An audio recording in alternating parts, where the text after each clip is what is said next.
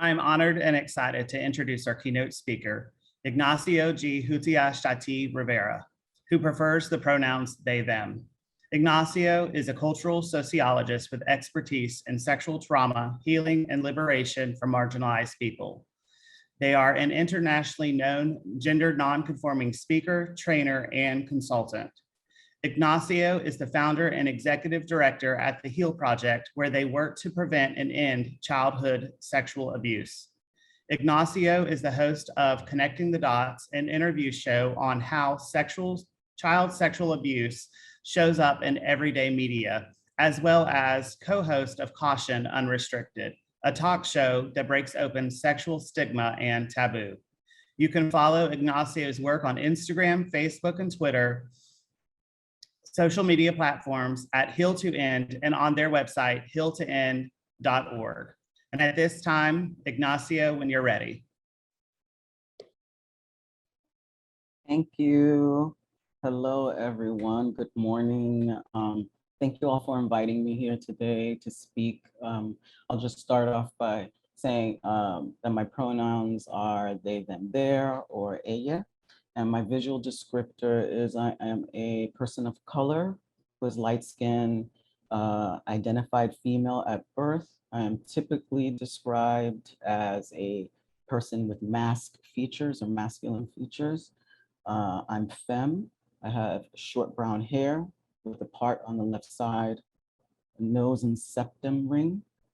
And I also have a facial chin tattoo with a red line going down my chin, and a black rim glasses. I also have a green no sleeve, short turtleneck shirt with black spots on it. And thank you again for having me here today. At the end of this, I will be giving some lots of resources, actually, plenty of resources for y'all to look at. And please check out the website that was provided, heal2end.org. I have a lot of resources there as well. So I will begin. Okay. I wanted to begin this talk, which is entitled, Justice is Not Healing: How the State Fails the Most Marginalized Survivors, with my very, very first memory of domestic violence. So it was the early 80s. I was probably about 10 or 11, or I should say it was the first time I put a name to it. I think I've always had violence around me. I had a family member who was being abused by her boyfriend, physically abused in horrific ways, sexually and physically. And nothing was happening. At that time, people would call the police would come, they'd look at my family member who was bruised and bloody, not take much of an interest in what was happening, asked her, do you want us to arrest him? She would say no, and they would leave. So this was like kind of the onset of a lot of work that has culminated in the important work that VAWA has done, or there has been money given to increase the importance of the issue of domestic violence, but also to do something about it, right? And those times, there was really not much being done about it. And what ended up happening after the police came time after time after time, and she could not say, take him, because it was complicated and it would have been worse for her. Our family tried to figure out alternative ways to stop this from happening. And so the story I will share right now is not one that I would advocate for, but it was what the system and the state kind of provided for my family to do at that time. My family member was literally going to be murdered by this man. And so our family members responded in a reactionary vigilante way. That's what they did. My family got together, got other family members, came and pretty much beat the crap out of this guy, right? Not the best solution, right? But in that situation, we had no choice. The family felt that they had no choice because we could not call the police. Right? Years later, after witnessing my family member being abused and witnessing the inaction or the inability of police, and witnessing how we had to take things into our own hands, or my family did, later mandatory arrests were started. And I remember being really happy about that. I remember thinking, finally, the cops will come, they'll see that somebody's hurt and bleeding and all this, and they won't have to ask the victim, do you want me to arrest him or her, and just take the person, right? And in those times, I guess in the early 90s, that was necessary, right? It was very, very necessary and something that helped, right? And now I think about several years before that violent event happened in my family.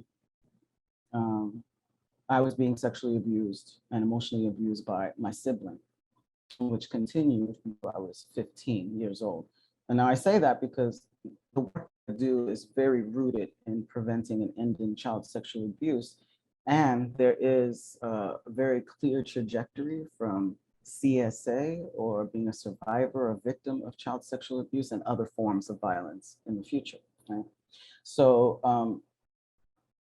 so until I was 15, I was being abused by one of my siblings. 3 years later, I would experience violence at the hands of my boyfriend when I was still identifying as a heterosexual woman. 2 years later, there was boundary crossing and threats and intimidation by my first girlfriend. 4 years later, attempted rape by my primary partner. And 10 years later, psychological abuse and stalking from my girlfriend. So when I mention this, when I talk about the trajectory of my experience with violence, I know that oftentimes people think like, wow, that's a lot of violence, right? What are you doing, right?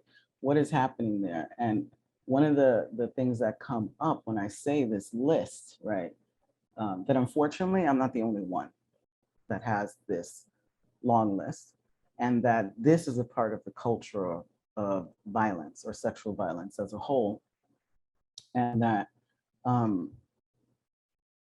at the same time that it is something that goes beyond just talking about domestic violence, right?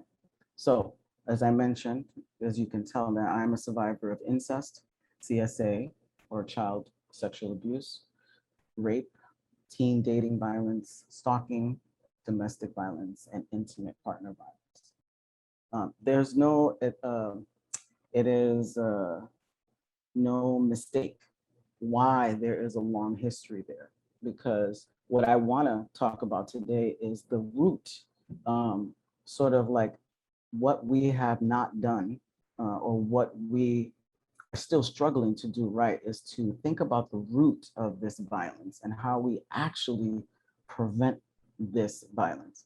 Because what we currently have now in our system is not actually violence. Well, what we have is reactionary.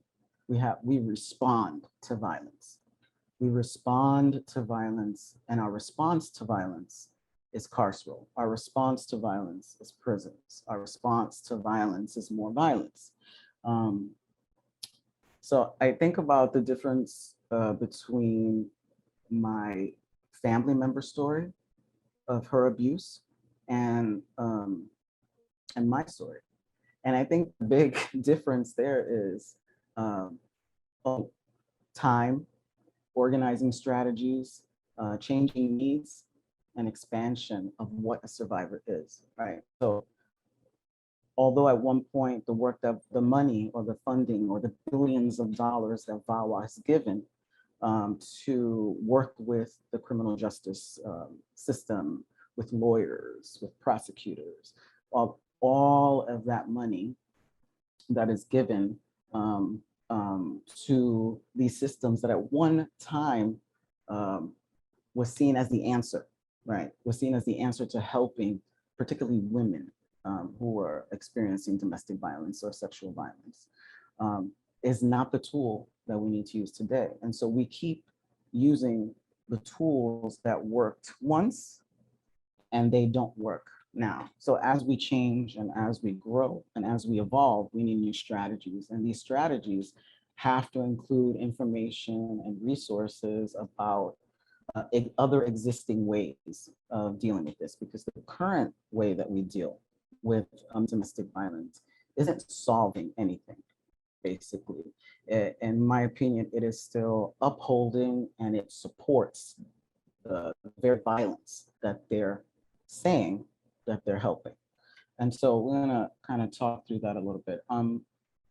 And so more differences between my family member and myself is that she needed the police to intervene at that point. She actually needed someone to physically take this person out, right? And so doesn't mean that this is a conversation about what is the role of police and how we are really looking at that in bigger ways in this huge moment in history where we are grappling with many, many major movements right now. Me Too movement, Black Lives Matter, Say Her Name. We're dealing with COVID right now. We're dealing with an idiot president. We're dealing with so many issues, an idiot president who's also a harm doer, right?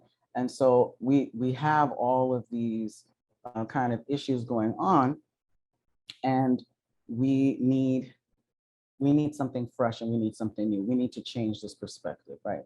And so for me, I didn't want to call the police due to, I can name a list of things why I didn't want to call the police. I was on welfare, poor, a person of color. Later on, a lesbian, queer. Also, it's about protecting Black men or Black people or people of color and protecting other queer folks, especially trans folk, trans Black women, just trans people in general, gender non-conforming people, right? So our needs were very different. And so that means that the tools need to change as well. We currently have very, very simplistic cookie cutter models for this idea that we have for justice. And so in terms of what happened after 1994 with VAWA, where there were complaints about police ignoring sexual violence. So that led to VAWA. So half of the states have mandatory arrest laws for domestic violence. So, and some of the numbers here, we have 27% of calls from same-sex couples, both get arrested compared to 1% of opposite sex couples. And then we have 40% of police officers come from DV households compared with 10% of the general population. Police punish landlords with too many 911 calls. So landlords end up evicting victims who call. And then we have financial dependence and financial abuse that prevent people from leaving domestic violence situations. And it's not for lack of police, right? And so so when I think about these billions of dollars that VAWA has, poured into law, policies, courts, training police, I think there's a call for, a redistribution of where this money is going. And we have this conversation happening with defund the police. And another side of that kind of conversation is ultimately abolition, right? And so what is the conversation of abolition and prevention within this context? And how can we envision something like that, right? So according to the National Coalition Against Domestic Violence, or the NCADV, 43% of lesbian women and 61% of bisexual women are raped, the recipients of physical violence, and are stalked by a partner at some point. And then this is true of only 35% of heterosexual women. And so that in comparing those two, it's interesting because it makes me think about the time in the early 90s where the secrecy and shame around domestic violence within the LGBT community was huge, right?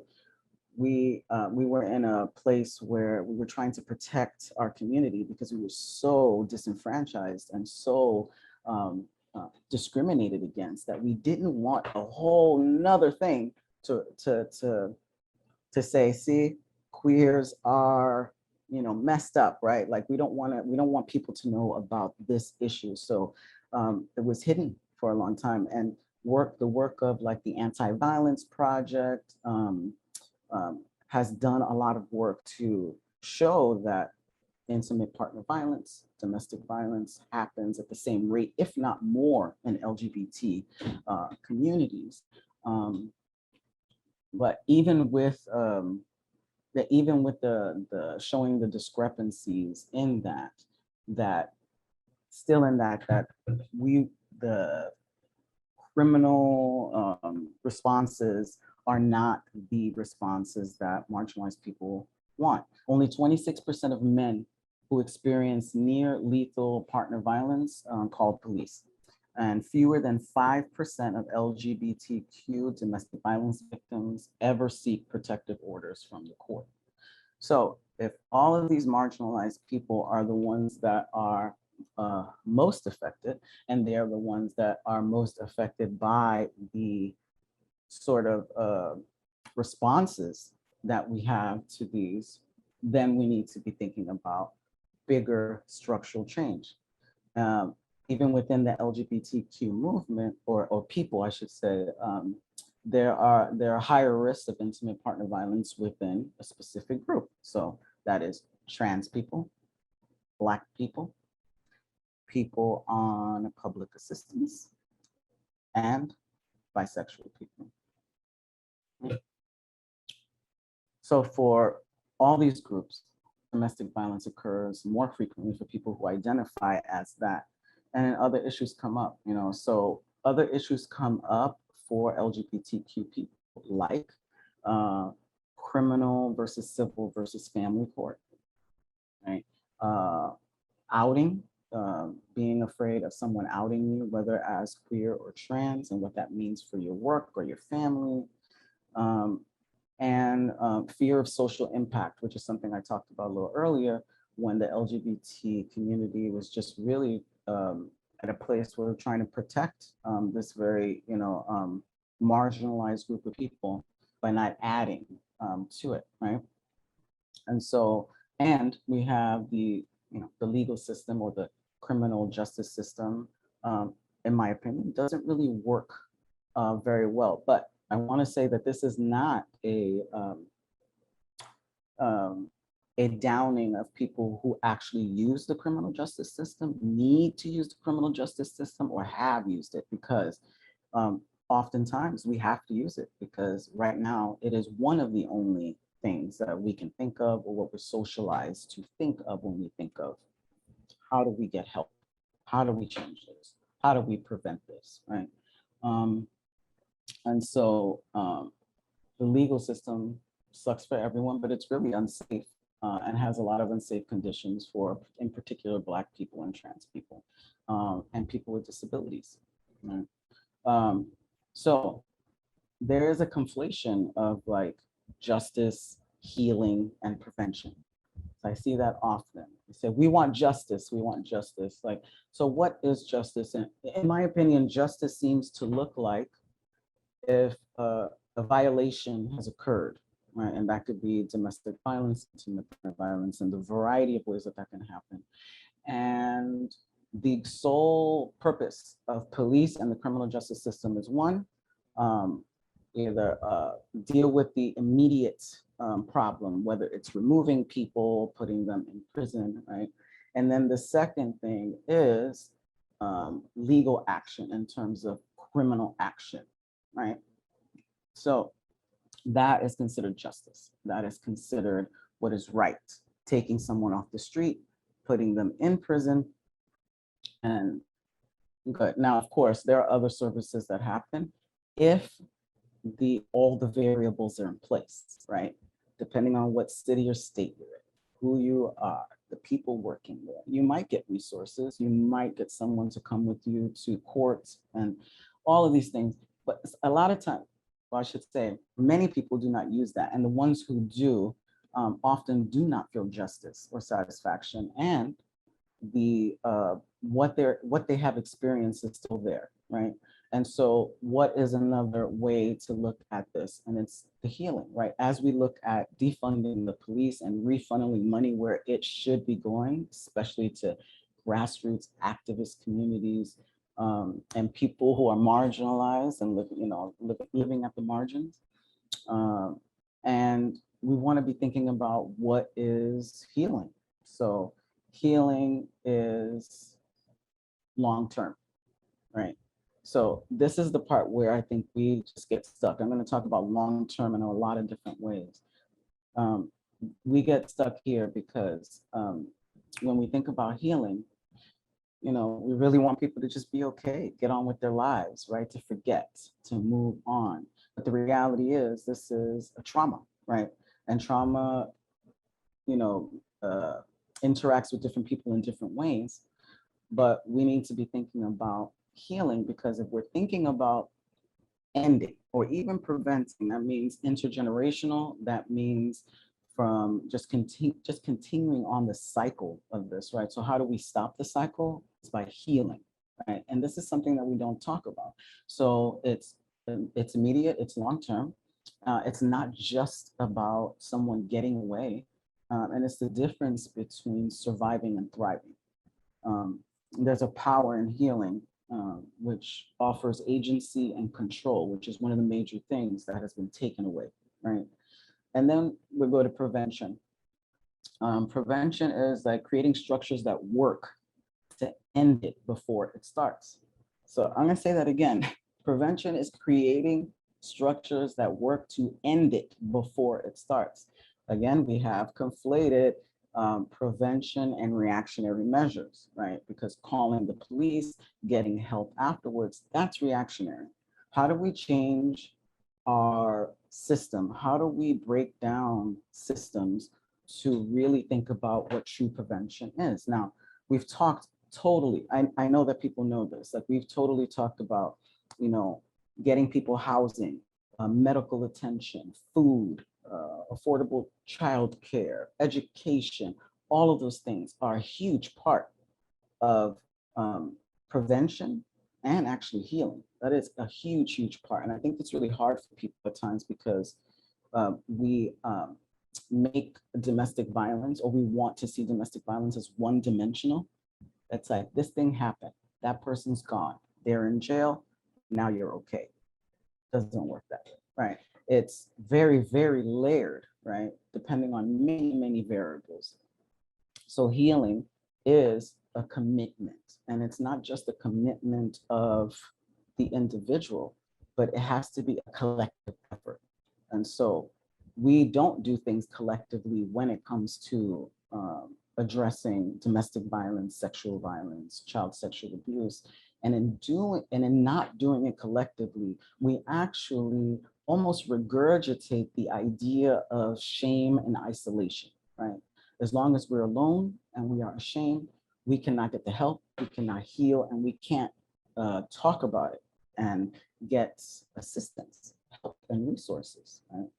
It's about naming the thing, right? So prevention, thinking about what is prevention, and that is root work. That's what I call root work, getting to the root of the problem. What is the root problem of domestic violence? What is the root problem of child sexual abuse? What is the root problem? I think about this every day. I have been thinking about this for probably 30 years, right? And again, I think we make these very simplistic and one-dimensional. But to me, this is, when I think about prevention, I think about how we relate to one another, how we relate to ourselves, and how we interpret those societal cues, beginning from childhood. Right, that is a huge piece of actual preventative stuff. So I think that there are many things happening.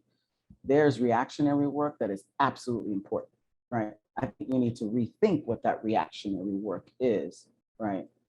And there has to be consistent, intentional, and accountable long-term work to end the culture, right?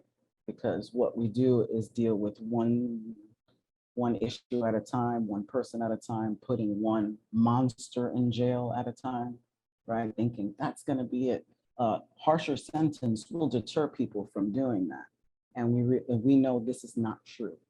Prisons, harsher sentences do not deter people. So what is the issue and how do we change it, right? And so I said this, so there are mixed, CSA has worked in a silo and it's not been connected to domestic violence. So that's also another important thing, right? So I think that there's been a huge missed opportunity for people who work with individuals who are survivors of domestic violence or intimate partner violence, because here's an opportunity to do a sort of an intake, like a history of this person. And more often than not, you will find that there's violence in their childhood, right? Whether it's child sexual abuse, physical trauma, emotional trauma, some sort of trauma. And I bring it to the childhood because this is where we bring it at the HEAL Project, right? When we're talking about prevention, right? To me, prevention is not waiting until someone is 16 and start talking about sex and dating so that that person can understand their place, their agency, their body, and how they relate to others, and their boundaries, and their self-worth, all of these beautiful things that we're supposed to know magically when we become teenagers or go off to college for the first time, right? And we know that college is a huge site of rape, domestic violence, right? Why is that? It's probably because it's one of the places where young people go for the first time where they don't have the supervision of their parents, right?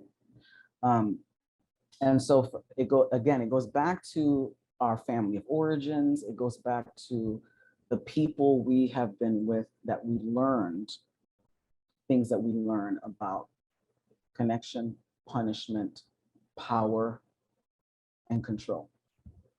And that is like a basis. So if we go into families, to mothers, fathers, grandparents raising their children, into after school programs, daycares, and talk about and educate on life skill things like,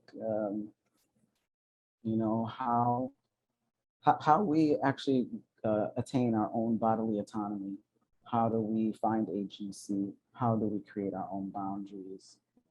And some of you might be thinking, what does that have to do with domestic violence and criminal? And to me, it has everything to do with it, because it's about actually changing the foundation of how we relate to one another, which is rooted in, you know, colonization, capitalism. And this is what we're fighting against, right? We currently work within a structure of capitalism. And what we're doing now is either fighting to crumble and dismantle that, or try to do harm reduction approaches within this structure that is very, very harsh for many, many people, right? And so this way of thinking, in terms of reactionary, in terms of prevention, it really has, it's like, you know, there's this carceral feminist thought, carceral feminist, like C-A-R-C-E-R-A-L.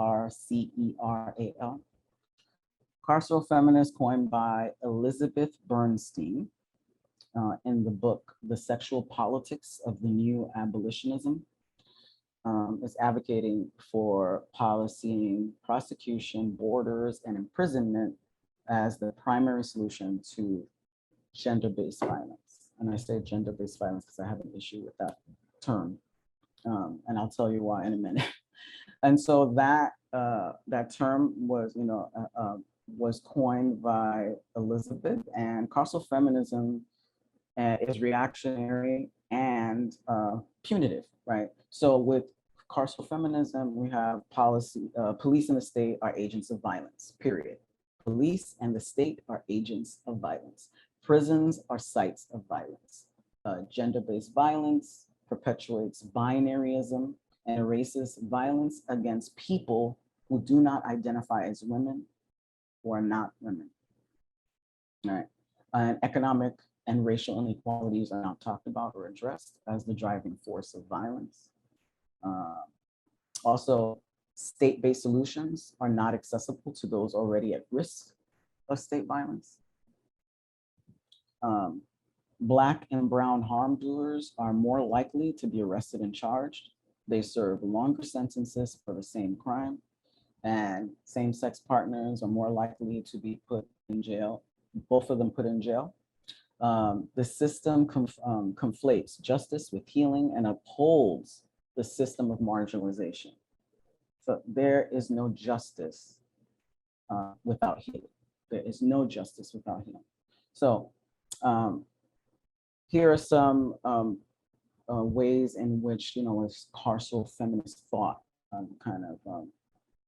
contributes. I mean, I say prisons suck for everyone, right? It's basically throw away the monster, throw away culture.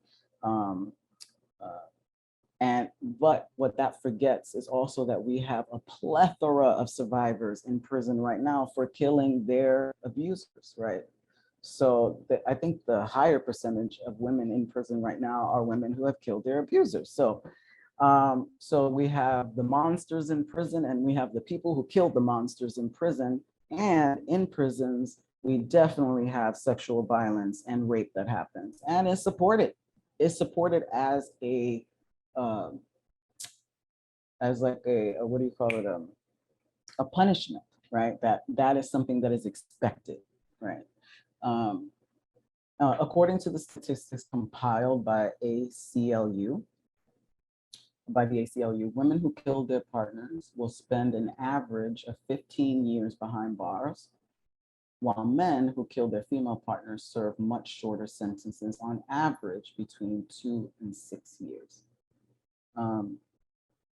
Prison time varies for women, people of color, LGBTQ, but to me, in saying that, this is an issue, of course, but it stands at the center of a bigger issue. There's a discrepancy in who goes to prison, but prison itself is the problem, right? So fighting for equality in sentencing is but a tiny little bit of the problem, right? And so there have been organizations and leaders doing amazing work to have other alternatives to calling the police, right? Thinking about what the root issue is. How do we help people before this happens, right? And so I'm gonna talk about 2 organizations really quickly, because in these 2 organizations I worked for back in the late 90s and 2000s. And so one is Connect NYC, and Connect NYC, I'll read their mission. Our work transforms the culture of violence and to build the capacity of communities to respond to complex needs of survivors and their families. When I started working for them, basically I was going to different boroughs and talking to people who were in barbershops, hairstylists, people from corner store, little businesses in neighborhoods, right? Talking to people about creating safer spaces in their place, so that community members can know that they can go there for help if there is a domestic violence situation. So their work was really about bringing community members in, right? This not being silenced, right? This shameful thing, to make this be an issue that everyone should be participating to end, right? And then there is the New York City Gay and Lesbian Anti-Violence Project. I think they're just called Anti-Violence Project now. And the Anti-Violence Project was founded and created by a gay man, I forget, I think it was in the 80s, where many hate crimes were happening and they were not being documented. So there were no statistics around hate crimes. So there was a hotline that began in somebody's living room, and 30 something years later, AVP is the largest organization collecting data on hate crimes and intimate partner violence. And the work that they did, I remember at the time, it was so innovative because they were doing work on collecting stats on hate crimes, but also intimate partner stuff, working with people and supporting them to go to court, to get the money that they need, to get the resources. But they also had another program within there that worked on training the police and doing all of the work to get police not to arrest both same-sex partners, not to discriminate, right? So this work is, again, very, very much important, working within the systems that confine us right now, right? But I don't want to say that these organizations are new, or the work that's been happening is like, this is just popping up. Alternatives to calling the police and harm reduction approaches have been in existence for a very, very, very long time, right? Marginalized groups are, they are resilient, right? And so some examples of this resiliency and some examples of not calling the police are like underground DV networks, right? Where some people, where there's anonymous people who house survivors and help them move from house to house, right? Indigenous circle processes, which now we talk a lot about transformative justice, which is rooted, or restorative justice rooted in indigenous circle processes. Secret abortions, right? When women had to get abortions, vigilantism, and even gang protection. I lived in a neighborhood and I lived in the hood growing up, and we had a gang that lived on the corner of our house, and they protected everyone in that neighborhood, right? And so, and even kidnapping and changing identity have been alternatives to calling the police, right? Also creating community care networks and justice structures rooted in restorative justice rather than punitive, right? So then if we're thinking about restorative justice, transformative justice, possibly the idea of defunding police, refunding money, and maybe ultimately, police abolition, this is something that is really difficult for people to grasp, right? Because when we think about prisons, I think broadly people understand, yeah, prisons suck, people of color are, disproportionately represented in prisons. We know all of that.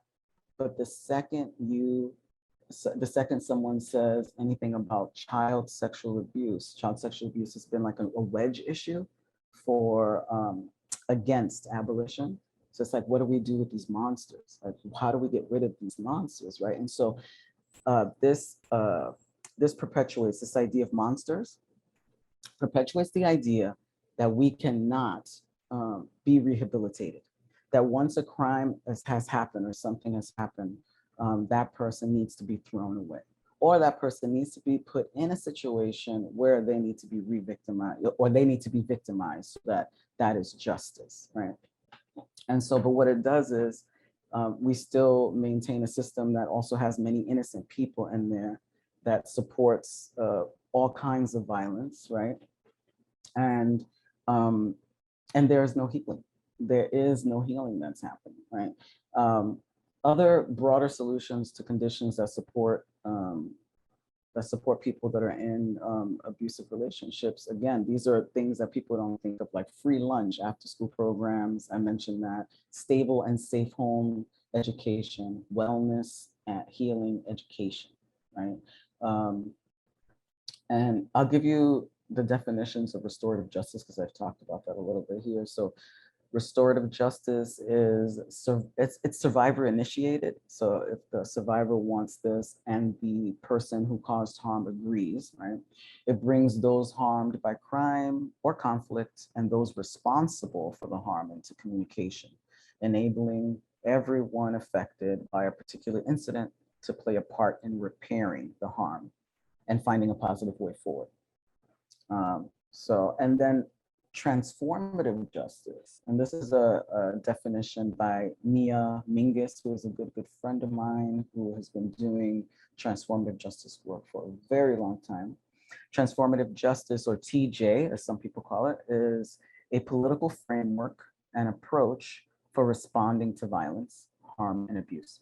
And it is at its most basic, it seeks to respond to violence without creating more violence, or endangering or engaging in harm reduction to lessen the violence. So basically is, let's reduce this violence, but don't create more violence. So by using criminal justice system, it has the potential to create more violence. So this is what we want to steer away from. And then defunding the police and or abolition movement, not the same thing. Defunding the police is one thing, and some people see it as a trajectory to prison abolition. And I talked about CSA being the wedge issue for that.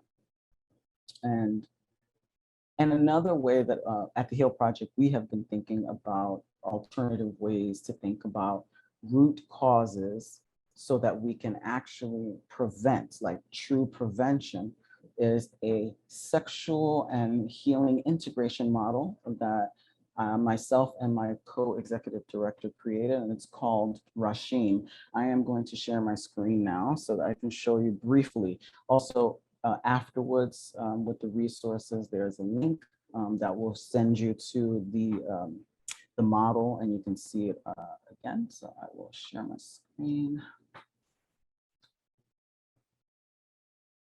Hold on. First, I have to find it. Ignacio, someone has a hand up. I don't know if you want to take a question right now, or do you want to wait till the end? Can we wait just a few minutes, as I am almost Sure. Yes, sure. there. I just want to share this thing. Okay. Let's see.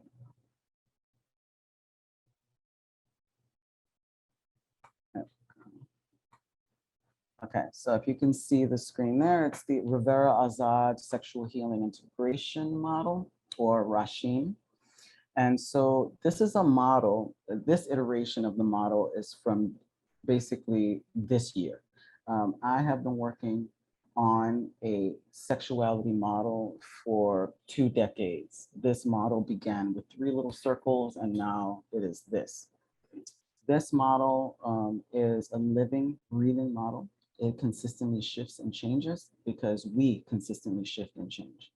There is no cookie cutter model or set structure to deal with these issues. And until we realize that, we will stay stuck doing the same kind of responses that don't yield anything but more violence.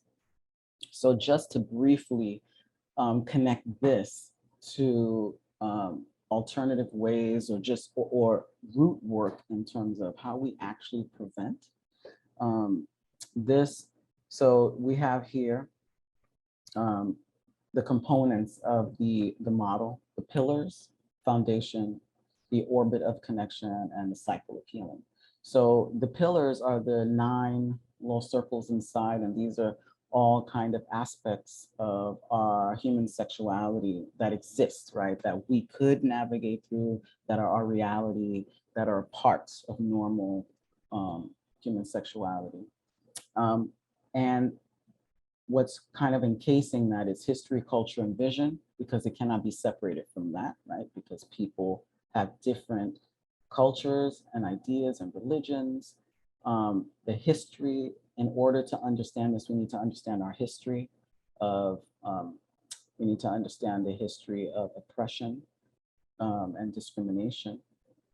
We also need to understand the power, how power relates to all of this, from the power of children, a power of adults, power of harm doer, power of victim, or the power or not power of information. Right? And then so all of these little pillars in and of themselves, like let's just pick one. We have curiosity and inquiry. There's a natural thing for a child, right? To be curious and inquire, right? And this is mostly where children, curiosity and fantasy and masturbation, the first three are the ones where a lot of children get stomped down, right? It's like, don't do that. Don't ask about that. That's wrong. There's shame around it and not really teaching, right? So one of the things that happens here in our human sexual development, right, is that we live in a society that kind of plots us in a fantasy of romance, love, marriage, and children as like the American dream, right? And so anyone or anything outside of that idea, that ideology, really doesn't fit and kind of fails. And so this model kind of talks about all of the ways in which we navigate, how we incorporate oppression culture, how we incorporate visioning for a better future, and all of these things, how they connect to the self and community. And so that's a very, very abbreviated way of talking about this model, but I'm going to give you the link so that you can go check it out. And we'll be doing a presentation actually about this new model because we've just kind of put it out.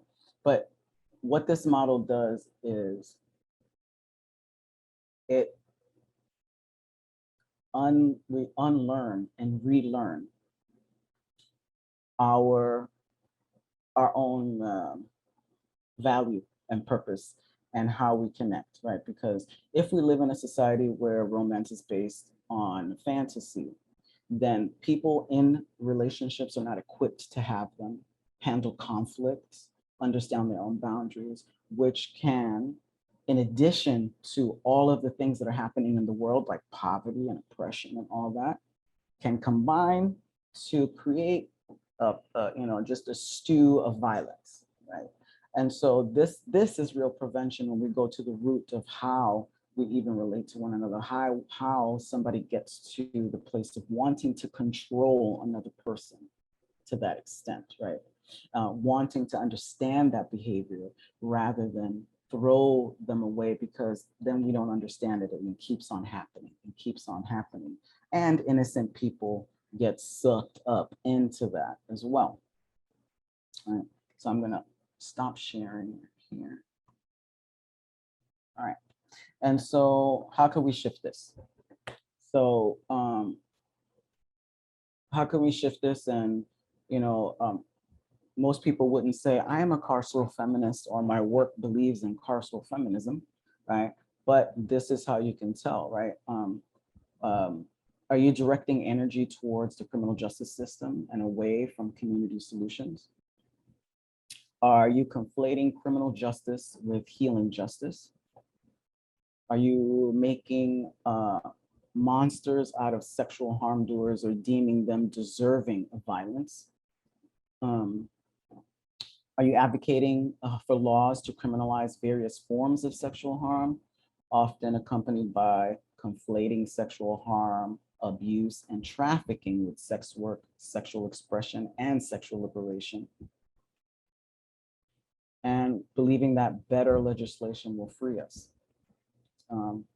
Also, fear mongering around race, class, and immigration status, and risk of sexual violence, like stranger danger, or people crossing the border are all rapists, so we need to do have police at the border to stop rapists coming in, right?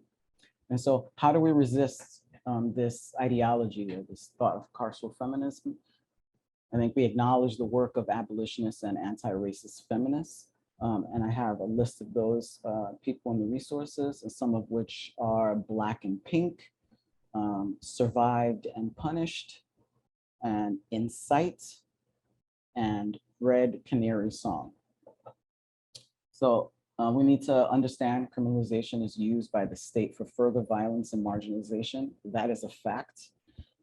Finding healthy outlets for anger around sexual violence, then violent public speech against harm doers. Changing language when talking about sexual harm doers. and redistributing wealth and resources to marginalized communities.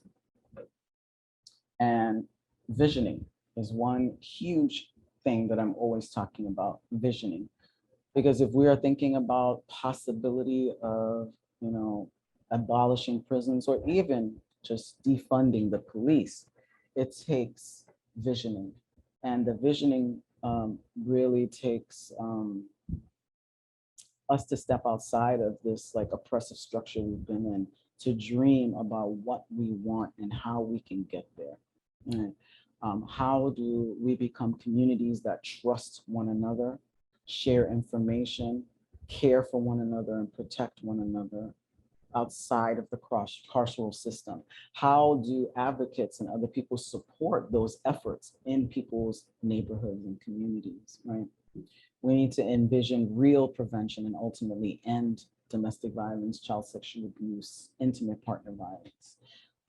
So to me, this is about, this is a multi-pronged approach. It's working within the horrific system that we live in right now, understanding that many people are mandated reporters and work within a harsh system that just criminalizes people, but also having the hope to vision for a better way to deal with these issues. Because in all of the decades that we have been dealing with domestic violence and trying to prevent it, what we have gotten good at is how to respond to it. I think that there are a lot more services, out there than there were a long time ago, and we need to do better. We need to do better, and that also includes giving people the information of, here are some choices.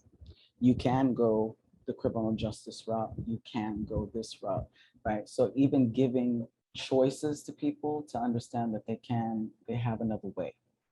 And that information needs to be taught and given broadly so that before it happens, people know that they have choices. And so these community structures that are built, these structures that the BATJC, which is the Bay Area Transformative Justice Coalition or Collective, they have created, or I should say Mia Mingus, who was one of the co-founders there, created this little map or documentation on how to pod map, right? And pod mapping is a response to carceral solutions. So it is about giving people the tools on how to create a pod for themselves of care and support, right? Sometimes we wait for harsh things to happen and need to get support, but what if we have that system in place prior? What if we already talked about the possibility of domestic violence happening or sexual violence happening? What if we talked about it already and had, resources ready, right? And so waiting for something to happen. Right? And so these are all of the ways that we can think outside the box, think outside of calling the police or giving more information about the variety of ways that marginalized communities have always taken care of each other, have always found a way to survive and thrive in the midst of structural, institutional violence and intimate partner violence. So I leave that to you, and I want to open it up to some dialogue and some questions. I know some people had some questions. So, and I want to say that if you are interested in getting more of a more input on the Rashim, we have an event coming up really soon called Sexy Survivor. And Sexy Survivor is a workshop that I created over 10 years ago for people who are survivors of sexual violence to find their sexually liberated path despite being a survivor. And so this model is being discussed in detail there, and that's on September 18th. So if anyone's interested, I will put that in the chat in a minute and just open it up. Thank you all. Thank you so much. There's someone raising a hand, so if you want to talk, Reed, I'll just give you the mic. You have to unmute yourself though, I think.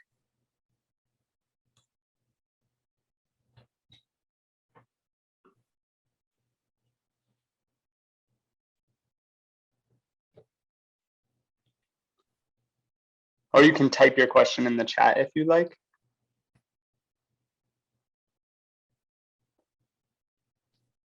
Well, in the meantime, if someone else wants to ask a question, and thank you so much, Ignacio. That was such a wonderful talk. And thanks for making some time for questions too. Yes, thank you. We have a Q&A thing, but you can also post in the chat. Raise your hand and I can unmute you if you want to use your voice to ask the question.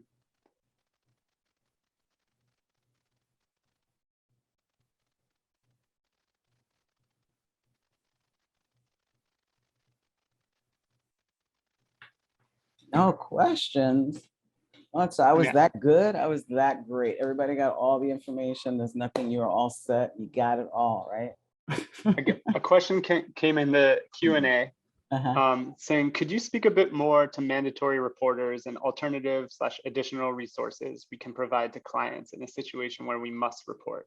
You know, I was just having a conversation with someone about that, trying to figure out some alternatives. And we were actually going to create a one-pager at the Hill Project on things to do and like kind of look it up because, you know, loopholes, we're not sure. So some of the things that people have said to me that they have done is prior to, you know, talking with anyone, say, I am a mandatory, you know, mandated reporter.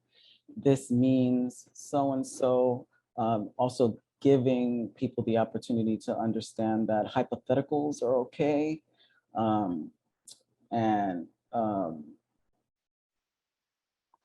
Oh, and some people have said to people, other people, you know, like if I don't know details, the name of the person or who exactly the person is. So I think it's about finding those loopholes and really like those harm reduction points for folks, because I think a lot of times people really want to share and talk, me being one of them, but terrified of being, you know, the mandated reporting.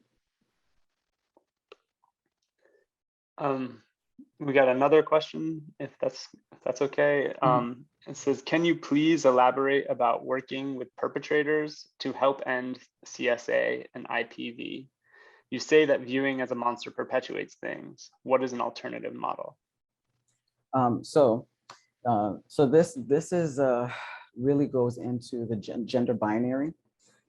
This is when it comes to, and when it comes to domestic violence and actually like rape culture, sexual violence, the thing about perpetrators, harm doers, bad guys, rapists, whatever you want to call it, right? There's all these names that kind of describe the people who do horrible things, right?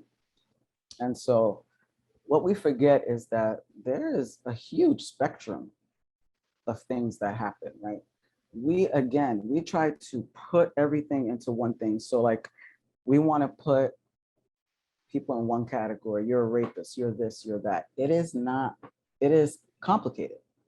Everything is complicated. It is layered, right? And so in terms of like working with harm doers or perpetrators and stuff, I have not had experience working with them, but I believe in working with people, because when we think about domestic violence and or let's say child sexual abuse or even rape, those three things most often happens with people that we know, right? It's familial. And so that means that we go back to, like, we have to go back to this this idea that these perpetrators are not these like strangers, right? They're not often the strangers. And so when we put them only as strangers, monsters, creeper kind of person, we don't see them as human. And it's easy to throw people away. And so this is a very touchy subject to talk about, because people often we have a lot of emotion, anger, and feeling when it comes to people who harm. Like there are people who have been in domestic violence situations for 15 years, 20 years, horrific, right? And this is not me belittling that abuse at all, at all. But it is about a larger conversation, because if we continue to do the monster stuff, one, we don't see the aspect of rehabilitation, the possibility of that.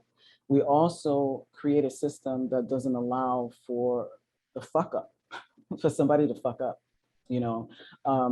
It also, and we also know that there are many innocent people and survivors in prison because of the very same system. So what is the goal? Is rehabilitation the goal, or is getting them off the street the goal?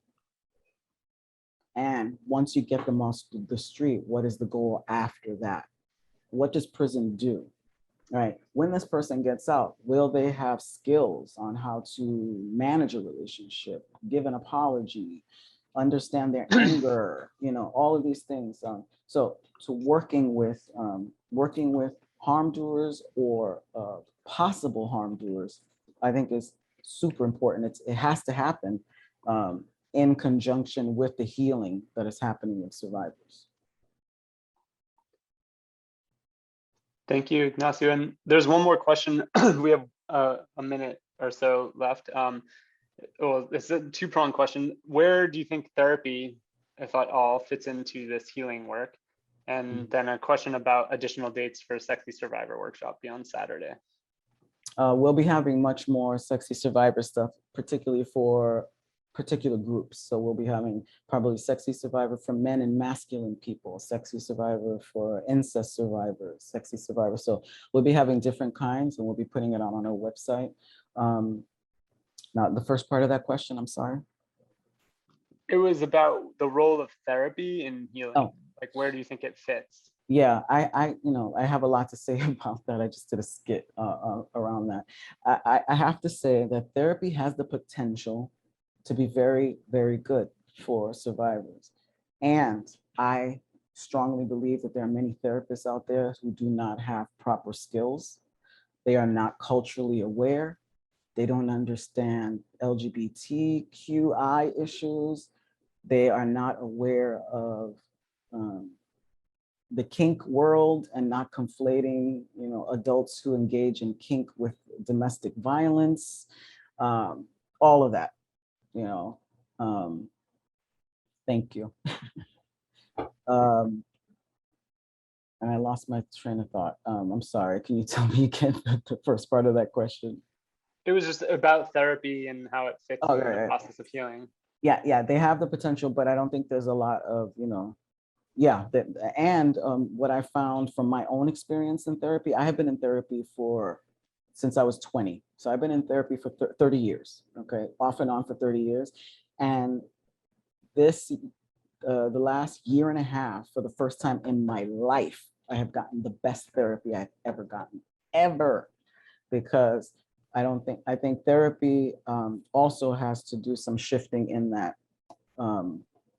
It is the therapy that I'm getting now. I'm getting interaction, reciprocal stuff, pushing, not just someone listening to me and not pushing me to think about why I'm in these patterns, what is going on, what is the root of this for me, how am I healing, how I relate to others after this tragic or horrific event. I think that there's much more education that needs to happen with therapists. And also I know that the reality is that most people that work in this field of anti-violence and who are therapists are mostly white women. And so white women have been the strongest proponents of carceral feminism. And there is a big gap in cultural, understanding. So I think there's a lot of work to be done there, but I think that there's, possibilities. There's possibilities. Thank you so much. We're a little over the time allotted, so I know there's like so many things we could talk about, and I have thoughts in my mind, but I think we will end now just to give time for people to step away before the next session. And thank you so much, Ignacio, for sharing Thank your you. stories and your knowledge and all the resources. I put them in the chat, and I'll also send the resources out in an email form later too. So thank you so much. Thank you. Bye, everyone. Thank you. Thank you.